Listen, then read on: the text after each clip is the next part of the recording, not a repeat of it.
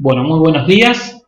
Hoy vamos a hablar sobre el desarrollo embriológico del aparato reproductor, ya sea tanto masculino como femenino. Nosotros tenemos acá en este esquema que el desarrollo, si bien, como habíamos señalado anteriormente en la clase de fecundación, el sexo cromosómico, es decir, el aportado por los cromosomas sexuales, ya se establece desde el momento de la fecundación. Es decir, en ese periodo en el que se produce la anfimixis, la fusión tanto del pronúcleo masculino como femenino, ya se conformaba el par de cromosomas dentro de esos 46 cromosomas, que habíamos dicho que era el normal para nuestra especie. El par de cromosomas sexuales ya establecía el sexo cromosómico.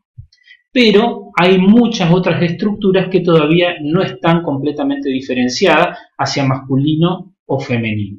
Entonces, las primeras semanas de desarrollo embrionario se llama periodo indiferenciado, que normalmente dura hasta la sexta semana de desarrollo, especialmente para las gónadas. Para darles esta clase, a mí me pareció apropiado separar, si bien son hechos que van ocurriendo todo en simultáneo, me pareció apropiado separar todas las estructuras que van sufriendo, tienen un periodo que se llama indiferenciado o bipotencial, porque pueden ya sea originar estructuras masculinas o femeninas, y después pasan por un periodo diferenciado. Entonces vamos a tener, por un lado, vamos a tener que ver qué es lo que pasa con las gónadas. Las gónadas tienen un periodo que se llama bipotencial, es decir, un periodo indiferenciado que dura hasta las primeras sexta, séptima semana, cuando una vez que atraviesan esa fase bipotencial, porque las gónadas pueden diferenciarse ya sea testículo u ovario, y luego van a atravesar un periodo diferenciado, ya sea hacia testículo u ovario. También vamos a ver otras estructuras que son los gonaductos, que también tienen un periodo bipotencial y un periodo diferenciado, que son los conductos paramesonéfricos o de Müller y los conductos de Wolff. También vamos a tener que ver otra estructura que tiene su periodo bipotencial y diferenciado, que es el seno urogenital. Y por último, también las estructuras externas que van a desarrollar los genitales externos. Entonces, en esos distintos niveles, si bien son hechos que van ocurriendo en simultáneo unos con otros, vamos a separarlo para que puedan entender bien el proceso de diferenciación embriológica de estos genitales. Entonces, empezando con las gónadas. Otra cosa que yo les quiero aclarar es que el desarrollo de los genitales está muy asociado al desarrollo del sistema excretor, es decir, del sistema urinario. ¿Por qué? Porque la mayoría de todas estas estructuras que voy a hablar a continuación derivan del mesodermo. Si ustedes van a recordar en la gastrulación, cuando el embrión pasa ese disco bilaminar a ser trilaminar y a conformar esas tres capas, endodermo, mesodermo y ectodermo, la lámina intermedia, que es el mesodermo, va a dar origen a la mayoría de las estructuras. Con respecto al sistema excretor, si bien no corresponde ahora, lo van a ver cuando vean mejor el sistema excretor urinario en el ser humano, pero para ver una breve reseña está muy asociado a lo que se llama el desarrollo del mesonefro. Es decir, el sistema urinario se desarrolla al principio como si fuese un cordón que va desde del extremo cefálico del embrión hasta caudal en el mesodermo, formando lo que se llama un cordón mesonéfrico, que va a tener diferentes regiones que se llama pronéfro, mesonefros y metanefros.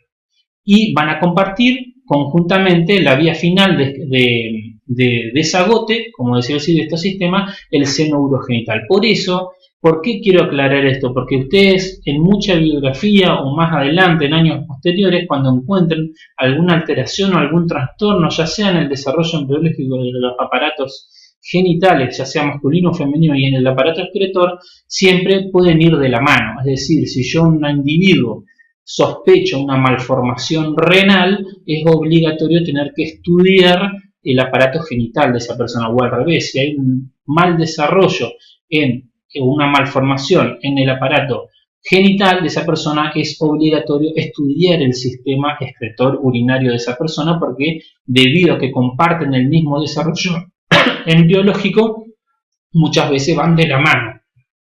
Bueno, vamos a empezar con las gónadas. En este esquema es un corte ventral que tenemos del embrión. se ha seccionado en forma transversal, se le ha sacado todo lo que son los intestinos para poder ver en la región intermedia de este embrión, lo que es el mesodermo, cómo va a originar diferentes estructuras. Específicamente hacia ambos lados de la línea media, en relación con las estructuras del sistema excretor, nosotros vamos a ver como dos sobresalientes que se llaman crestas genitales o crestas gonadales primitivas. Este esbozo gonadal ya está presente al 32º día de vida del embrión. Pero ¿qué pasa? No se diferencia ni hacia ovario ni hacia testículo hasta la sexta, séptima semana. O sea, por eso está en un periodo indiferenciado o en su estadio que se denomina bipotencial, porque pueden desarrollar uno u otro órgano específicamente. Entonces, ¿se acuerdan que habíamos hablado de las células germinales? Como en este esquema, una sección transversal mirando desde arriba del embrión, nosotros vemos como las células germinales, que son estos puntos que están coloreados de color rojo, van migrando, estaban depositadas en el saco vitelino y derivando del epiblasto, migraban a partir de la cuarta, quinta semana hacia las crestas gonadales o el esbozo gonadal primitivo. Una vez que van llegando, por un lado vemos que el epitelio celómico de esta cresta gonadal, que todavía se encuentra indiferenciada, comienza a proliferar hacia su interior. Son órganos de crecimiento, se llama centrífugo, hacia adentro. Por eso vamos a ver que se forman los cordones sexuales primitivos. Todavía hasta aquí, esta semana, es imposible distinguir, si bien solamente cromosómicamente, si es masculino o femenino. Acá vemos, luego de ese periodo indiferenciado, como en el caso del varón, que posee un complemento cromosómico XY. ¿Por qué es importante aclarar esto? Porque ustedes van a ver que hay un gen que se llama SRI, que es el gen determinante del sexo, pero no es el único, no actúa solo el gen, es un factor de promoción, pero no actúa solo. Es muy importante porque interviene en muchos procesos iniciales para empezar a diferenciar esta gónada hacia testículo, por lo cual esos cordones primitivos se siguen introduciendo hacia el ilio y estimulan la formación de los cordones sexuales secundarios o cordones secundarios testiculares, que futuramente estos cordones sexuales secundarios testiculares se van a diferenciar en los túbulos seminíferos, donde se va a producir en una etapa posterior, en la pubertad, la espermatogénesis. Entonces, fíjense que el SRI junto con otros factores, por ejemplo, las células del epitelio celómico, también de los cordones, van reclutando muchas células del mesodermo circundante para poder formar esos cordones. No solamente el gen SRI es el implicado, hay muchos otros factores. Uno de los importantes es el factor de crecimiento número 9, factor de crecimiento fibroblástico número 9, que también va a participar en el reclutamiento de esas células del mesénquima subyacente. Los cordones sexuales primarios o primitivos, en el fondo, ya cerca del hilio de ese testículo, van a constituir en un futuro lo que se llama la red de Testi o red de Haller, que en conexión luego con el epididimo, que tiene otro origen, tiene el origen en los conductos de Wolff, van a establecer todos los gonaductos del hombre. Fíjense que hacia la semana 16 de desarrollo ya prácticamente está diferenciado, y las células germinales que también participan en el desarrollo embrionario, si bien no tienen específico, o sea, un testículo se puede diferenciar, haya o no haya células germinales, también van a iniciar su proceso de diferenciación. Es decir, las células germinales van a diferenciarse hacia espermatogonias, pero no van a iniciar, a diferencia de las ovogonias, su proceso de división meiótica. Eso tiene que ver porque hay muchos otros factores, entre ellos el ácido retinoico induce, ¿sí?, la expresión de un gen que se llama STRA8, y el STRA8 es un potente inductor a la meiosis. Pero ¿qué pasa? El testículo muchas veces tiene un complejo enzimático, un CYP26B1, que inhibe a ese STRA8 que se exprese, por lo cual inhibe la meiosis. Por eso las espermatogonias no inician su proceso meiótico. Por otro lado, vemos que la diferenciación hacia el ovario, se forman los cordones sexuales primarios, se desprenden de ese epitelio celómico y comienzan a formarse los cordones sexuales secundarios ováricos, pero que también se van desprendiendo. Esos cordones sexuales secundarios, una vez que se desprenden del epitelio superficial, engloban a esas células germinales que ya comienzan a diferenciarse en ovogonias. Y las ovogonias sí responden a todo este complejo entre ácido retinoico, el STRA8, a comenzar a diferenciarse y a iniciar su medio. No hay un freno. No tienen este complejo enzimático que inhibe la transformación o el inicio de la meiosis. Por lo cual, estas células de los cordones sexuales secundarios, que son planas al principio, van a rodear a esas células germinales y en conjuntamente van a formar el famoso folículo primordial.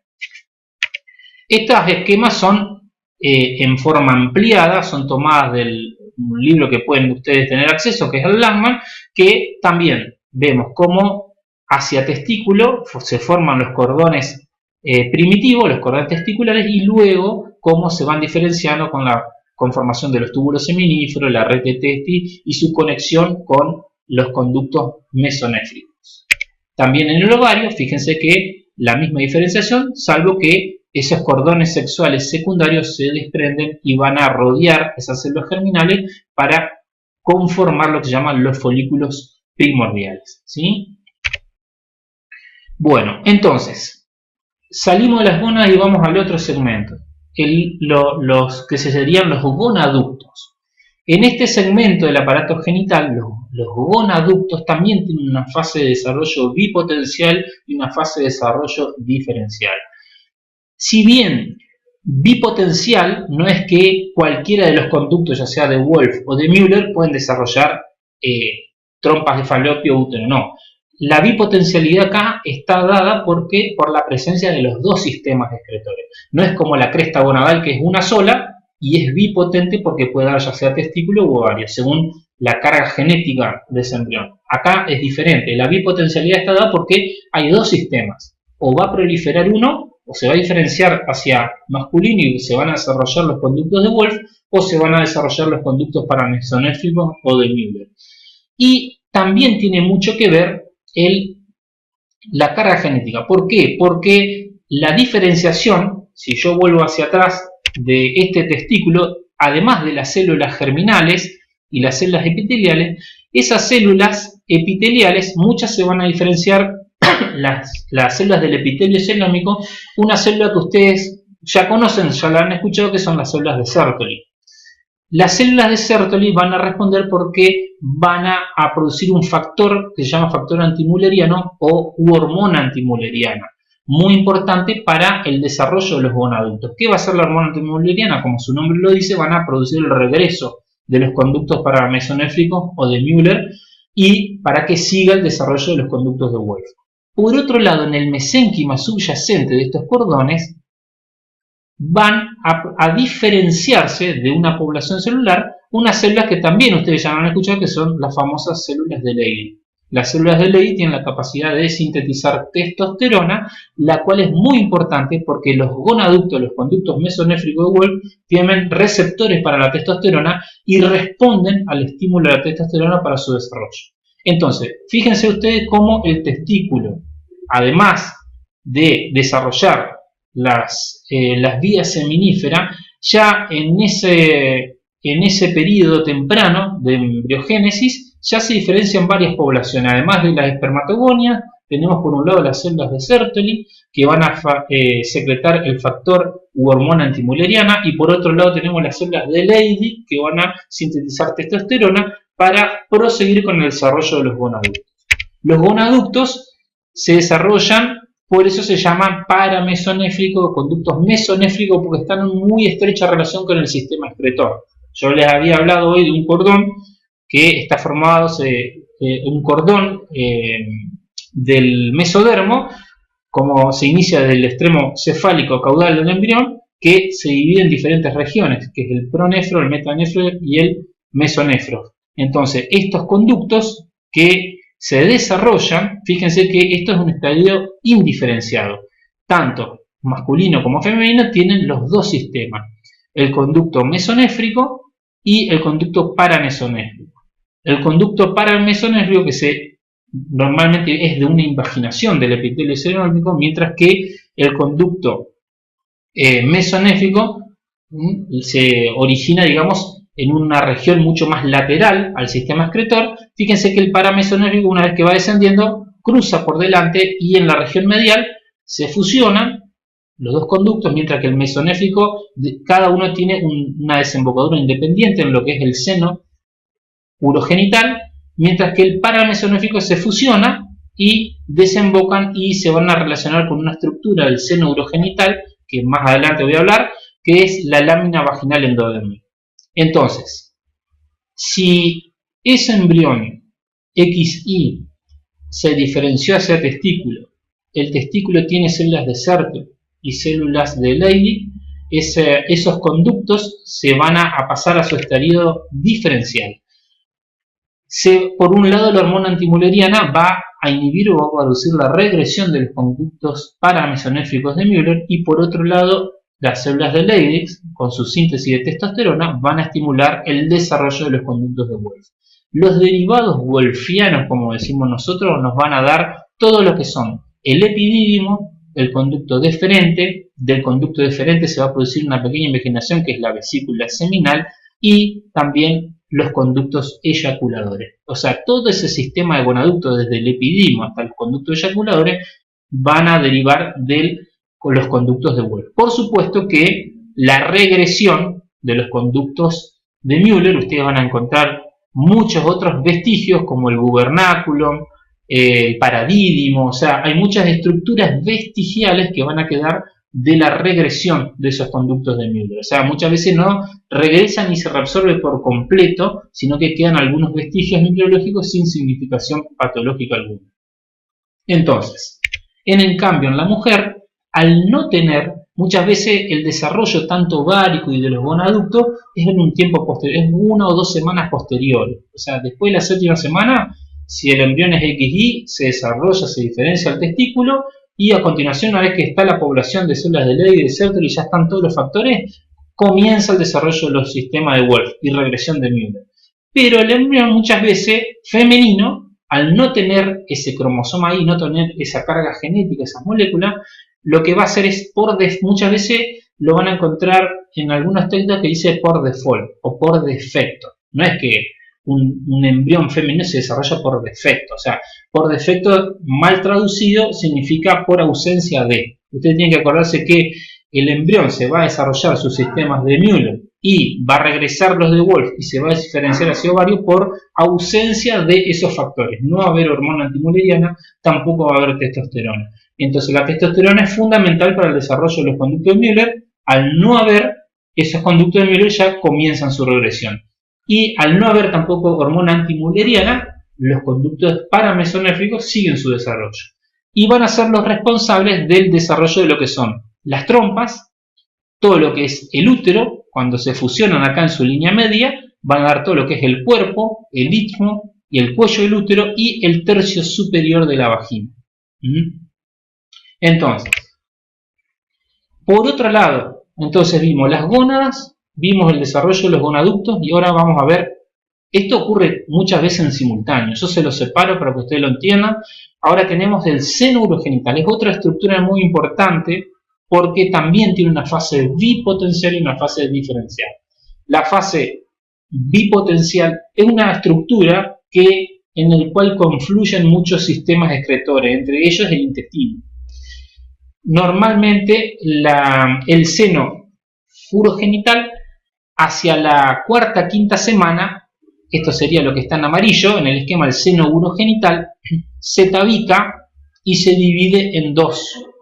O sea, lo que es la cloaca que llamamos nosotros, el sistema, ustedes habrán escuchado el término cloaca, lo van a asociar con desagote, ahí confluye todo lo que es el intestino posterior, van a incluir el desagote de lo que es la vía urinaria, se va a tabicar, se va a dividir en dos. Entonces, por un lado, se va a diferenciar en lo que se llama el seno urogenital anterior. Fíjense que el seno normalmente está en una sola capa. Hacia la cuarta quinta semana se va tabicando y se va separando en dos. Uno más anterior, que es el seno urogenital, en relación al desarrollo del sistema excretor urinario y genital, reproductor, y por otro lado, en otra región posterior, que es el seno rectal rectoanal, que lo van a encontrar, ¿sí? Que este no lo vamos a ver ahora porque su desarrollo tiene que ver con el desarrollo de lo que es el aparato digestivo o intestinal.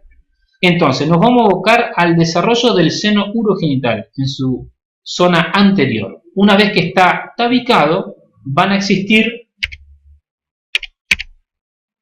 volvemos a ¿sí?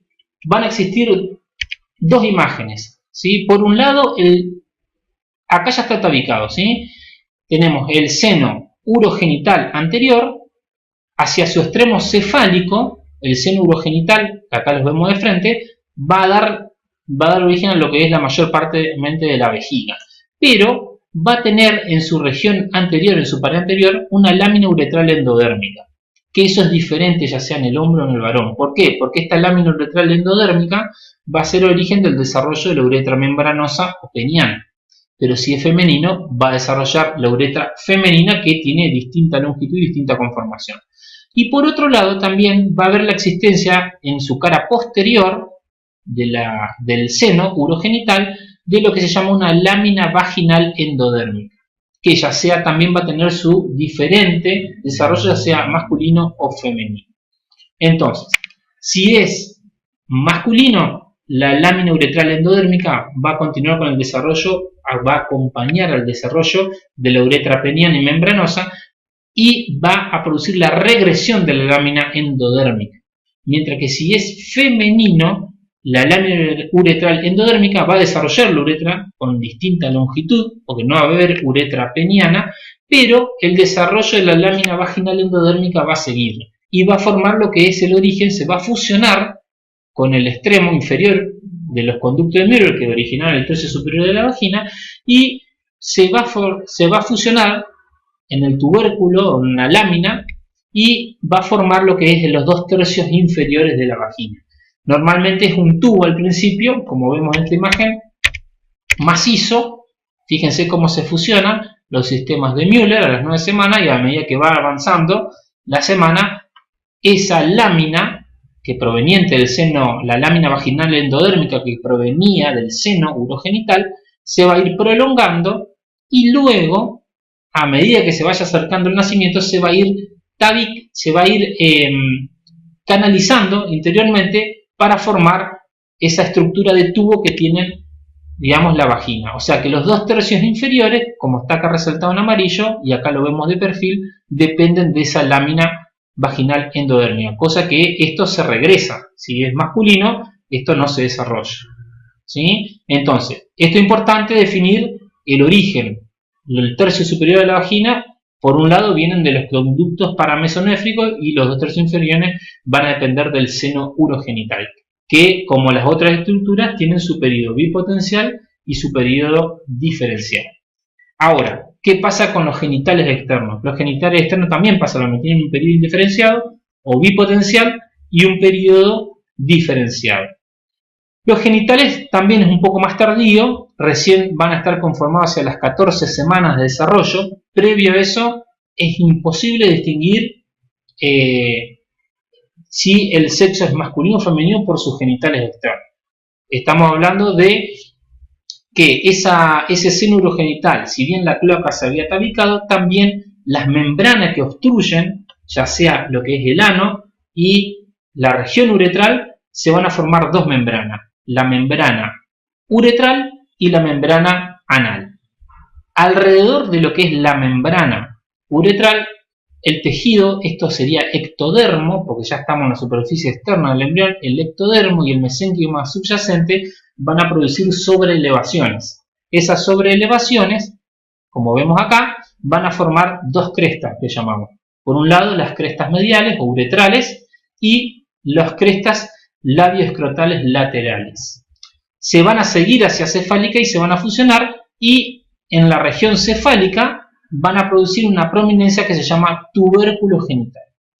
Entonces, ¿qué diferencia? Esto es el periodo bipotencial indiferenciado. Las crestas, ya sea labios escrotales, las crestas uretrales, la membrana cloacal uretral y el tubérculo genital. Así es un embrión a las 5 semanas de desarrollo embrionario, tanto hombres como mujeres. Fíjense que si a la 7ª semana yo necesito estas estructuras, estos tejidos tienen también receptores, responden a la testosterona, pero no a la testosterona, responden a la dihidrotestosterona. O sea que acá es preciso que una enzima que se llama 5-alfa reductasa transforme esa testosterona en dihidrotestosterona y ahí hacer efectivo el desarrollo de los genitales externos. O sea que ya tenemos dos datos. Por un lado, los conductos de Wolff dependen del desarrollo de testosterona.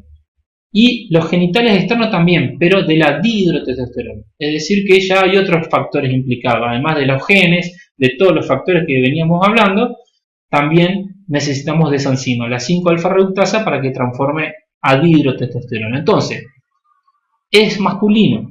Tengo la 5-alfa reductasa. Esa testosterona producida por las células de Leydig se transforma en dihidrotestosterona y comienza el desarrollo de lo que es la región de los genitales externos masculinos. ¿Qué va a pasar? Normalmente, primero que si nos fijamos en la foto, tanto el orificio anal como uretral están muy cerca. En el varón se comienza a alejar. O sea, el meato uretral se aleja del ano, se comienza una prolongación de estas crestas, se van prolongando y se van fusionando en su línea media. Esto es lo que va a constituir lo que se llama el falo, el pene con los cuerpos cavernosos, y el tubérculo genital, que va a constituir lo que es la zona balano-prepucial o el glande. Fíjense que el meato uretral en el varón se aleja bastante.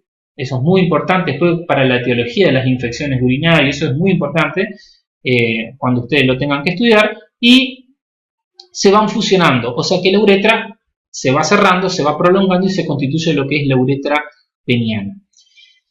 Ahora, en la mujer, al no haber testosterona, tampoco se va a haber esa transformación de testosterona a dihidrotestosterona, por lo cual estos tejidos van a seguir unas semanas más y no se va a producir, salvo en su región anal, se van a fusionar en línea media, pero fíjense que las crestas, tanto las crestas uretrales y las crestas labioescrotales, van a permanecer abiertas, no se van a fusionar. ¿Sí? Entonces, lo que son las crestas uretrales o mediales van a desarrollar posteriormente lo que son los labios menores, y las crestas labioescrotales van a dar los labios mayores. Normalmente el tubérculo genital, el tamaño, no hay gran diferencia hasta la semana número 24 de desarrollo. Después, normalmente el tubérculo genital se agranda mucho más en los varones para constituir lo que es el glande. Pero normalmente, fíjense que hasta la semana 24 inclusive puede haber mucha dificultad, especialmente cuando uno quiere hacer un diagnóstico ecográfico del sexo, porque uno se basa en las imágenes a través de los genitales, lo que uno ve en los genitales externos. Fíjense que estamos en la semana 14, 20 y por ahí no hay gran diferencia en los genitales externos. Sí, en lo que es la genética o por ahí el desarrollo de los buenos adultos, pero eso es imposible evaluar a través de un medio ecográfico. Así que fíjense que por ahí muchas veces hasta la semana 24 no hay gran diferencia, inclusive puede ser dificultoso el diagnóstico del sexo, porque también el tubérculo genital permanece en varones y en mujeres del mismo tamaño. Bueno, esto es lo que pasa entonces, básicamente ustedes lo van a profundizar mucho más en la bibliografía, estudiando los factores implicados, receptores, pero más que nada para tener una guía de cómo uno puede desglosar el tema y estudiar distintos segmentos, pero acuérdense que esto es algo que ocurre en simultáneo. Entonces, para concluir, nosotros les puse este esquema. Fíjense que tenemos el mesodermo intermedio y el epitelio celómico. Esto sería lo que es el esbozo gonadal primitivo. Esas células, ya sea del epitelio celómico, junto con las células germinales primitivas y el mesodermo intermedio, gracias a otros factores, se van a ir diferenciando gracias a la presencia o no de ciertos genes. Esa diferencia cromosómica entre hombres y mujeres va a permitir una diferencia también en la carga genética y en la expresión de distintos factores promotorios de transcripción, entre ellos el SRI. Pero fíjense que hay otros genes implicados, tanto en el hombre como en la mujer, no es solamente el único. Entonces, el esbozo gonadal se diferencia hacia testículo. Dentro del testículo, este epitelio celémico y el mesodermo intermedio va a dar origen a otras poblaciones celulares. Además de que estén las espermatogonias, van a estar las células de Leydig y las células de Sertoli, cada una con un factor de secreción importante para el desarrollo posterior de los gonaductos y los genitales externos. Por un lado, las de Sertoli van a liberar el factor antimülleriano y con ello van a producir la regresión de los conductos de Müller. Y por otro lado, las células de Leydig, al sintetizar andrógeno, van a estimular el desarrollo de los conductos de Wolff con sus derivados, epidídimo, conducto deferente, vesícula seminal, conducto eyaculadores. Y por otro lado, gracias a la presencia de la 5-alfa reductasa, en los tejidos periféricos van a inducir el desarrollo ya sea del seno urogenital para que esa lámina uretral anterior se desarrolle en uretra peniana, se elongue y se regrese la lámina vaginal posterior, y también el desarrollo de los genitales externos con la fusión de los pliegos, las prestas labioescrotales, con la conformación del escroto, formación del pene, la uretra peniana y el desarrollo del tubérculo genital. Entonces, en cambio, fíjense que en el ovario, al no haber esta población diferenciada, se forman los folículos primordiales, tampoco está inhibido el inicio de la meiosis, o sea que el ácido retinoico junto con el estrato 8 inician, no hay una enzima como en el testículo, un complejo enzimático que frena esa acción, y los ovocitos, una vez diferenciados, se diferencian, inician su meiosis y se detienen en el estadio de diploteno en la profase 1. Fíjense que en el ovario, al no haber, hay ausencia de estrógeno, ausencia antimülleriana, por ausencia de, no por defecto, por ausencia de, se desarrollan los conductos de Müller, regresan los de Wolff, porque los de Wolff dependen sí o sí de la testosterona. Si no hay testosterona, no se desarrollan, y con la conformación de lo que es la trompa, el útero, el tercio superior de la vagina, y luego el seno urogenital se va a diferenciar. Esa lámina vaginal posterior se va a elongar, luego se va a canalizar y va a formar los dos tercios inferiores de la vagina, y también se va a conformar los genitales externos.